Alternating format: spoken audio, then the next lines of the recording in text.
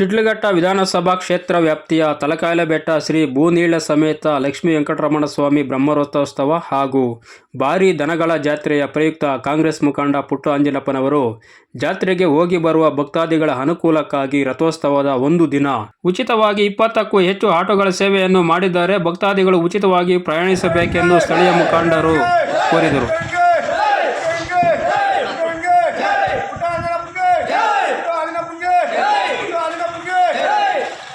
ನಮಸ್ಕಾರ. ಈ ದಿನ ತಲಕಾಯಲಬೆಟ್ಟದ ಲಕ್ಷ್ಮೀ ವೆಂಕಟರಮಣ ಸ್ವಾಮಿ ಬ್ರಹ್ಮರಥೋತ್ಸವ ಪ್ರಯುಕ್ತ ನಮ್ಮ ಶಿಡ್ಲಘಟ್ಟ ಸಮಾಜ ಸೇವಕರಾದಂಥ ಪುಟ್ಟು ಆಂಜಿನಪ್ಪನವರು ಆಟೋ ಸೇವೆಯನ್ನು ಫ್ರೀ ಆಟೋ ಸೇವೆಯನ್ನು ಭಕ್ತಾದಿಗಳಿಗೆ ಅನುಕೂಲ ಆಗಲಿ ಅಂತ ಹೇಳ್ಬಿಟ್ಟು ನಾವೆಲ್ಲನೂ ಅವ್ರನ್ನ ರಿಕ್ವೆಸ್ಟ್ ಮಾಡ್ಕೊಂಡ್ವಿ. ಆಮೇಲೆ ಅವರು ಆಯಿತು, ನಿಮ್ಮ ನೇತೃತ್ವದಲ್ಲಿ, ನಿಮ್ಮ ಒಂದು ಮುಂದಾಳತ್ವದಲ್ಲಿ ಎಲ್ಲ ಮ್ಯಾನೇಜ್ ಮಾಡಿರಿ ಅಂತೇಳಿ ಹೇಳಿದ್ದಾರೆ.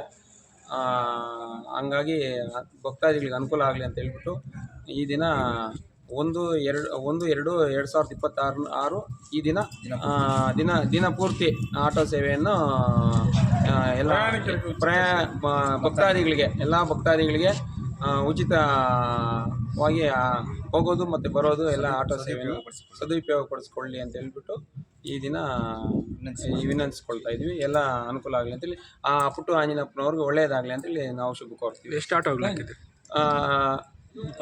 ಲೆಕ್ಕ ಇಲ್ಲ, ಒಂದು 22 ಏನೋ ಇದ್ದಾವೆ, 23 ಇದ್ದಾವಂತೆ.